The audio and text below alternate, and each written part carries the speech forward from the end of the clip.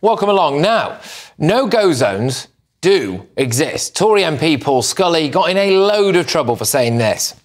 Do you see the point I'm trying to make is if you look at parts of Tower Hamlets, for example, where there are no-go areas, parts of Birmingham, Sparkhill, where there are no-go areas, mainly because of doctrine and mainly because of people sort of abusing in many ways their religion.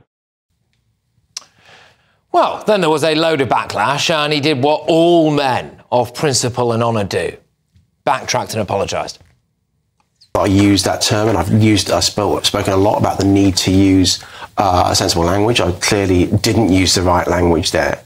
And why is that? Because actually it's a distraction from the direct opposite what I was trying to say, which is basically there are areas around every city in the country, frankly, which people are worried about going to, whether it's often based around gangs or a handful of idiots, frankly, that are threatening or intimidating or whatever like that. Well, compare that, by the way, to Lee Anderson. No apologies there, are there? But he's right. There are no-go zones. There are giant mobile no-go zones of hate and anti-Semitism. There are no-go zones wherever the pro-Palestine mob turns up. Latest figures show the taxpayer has forked out £25 million on these horrible marches through London. That has taken up 26,121 Metropolitan Police officers' shifts so far and seen a giant surge in hate crimes. Anti-Semitic hate crimes went up 1,350% in October, and they're up to 5 times higher between October and December than they were in 2022. A spokesperson for the Campaign Against Anti-Semitism said the Jewish community is in fear and our city centres remain no-go zones during the protests. We need action urgently. Well, it isn't just the Jewish community, though. It's the ceasefire simps like Chris Bryant, fresh from admitting that he essentially bent the rules to help push through the Labour ceasefire amendment, getting hounded as he tried to get a bit of dinner. Shame on you, Chris Bryant! Shame on you! Chris Bryant! Shame on you! Chris Bryant! Kids are dying! No ceasefire, no vote!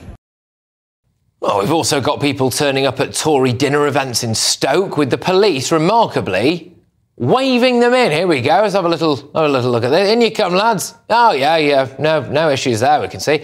And then, of course, they proceeded to, hound people, just normal, ordinary blokes having a pint and a curry. You've got no backbone, and you guys are child killers and genocidal guys, all of you. Yes, I know this doctrine very well. You guys have no backbone, you are child murderers, and you are obsessive-compulsive freaks controlling the body. You all are part of a genocide. You are all a part of... I can point at you. Is it illegal? Take it like a man. Push hard. Shame on you! Shame on you! The video. Shame on you! Shame on you! I mean, that's a no-go zone there, isn't it? They've created a no-go zone. Tower Bridge was literally a no-go zone.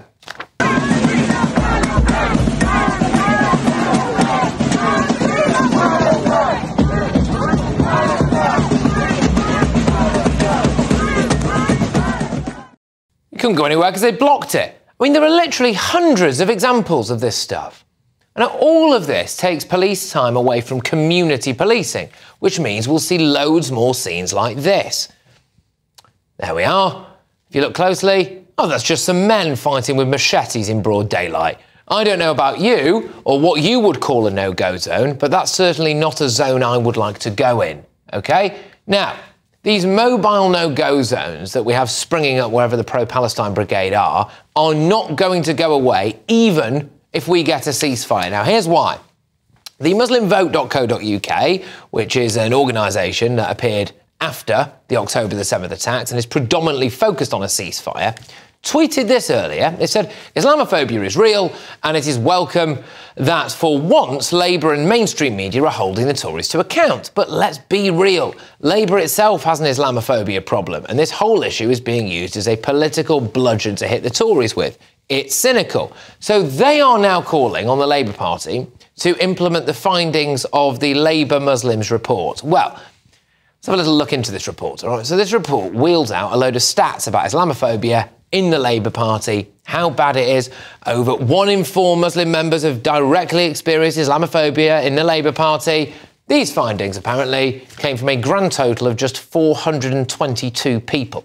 And off the back of those 422 people, they want the Labour Party to implement the following: comprehensive Islamophobia training in conjunction with the Muslim Council of Britain, all policies to undergo an impact assessment when it comes to Muslim members, a handbook to educate Labour members on Islamophobia, adopt a definition of Islamophobia, but as it clearly says, adopting a definition of it isn't enough. They then need to go further and construct a code of conduct relating to Islamophobia in conjunction with, you guessed it, the Muslim Council of Britain.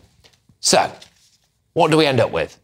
No peace, no justice, is it? Until there's a ceasefire and all the recommendations from a survey, the size of which you could fit into Maidenhead United's football stadium 10 times over, until all of that's adopted? Look, we do have no-go zones in Britain, and they are wherever a mob decides that they want them to be. And if you don't believe they exist, then maybe you should ask a member of the Jewish community if they feel safe walking around, certainly in central London, on a Saturday. And if you think that doesn't really matter, then maybe you're an anti-Semite.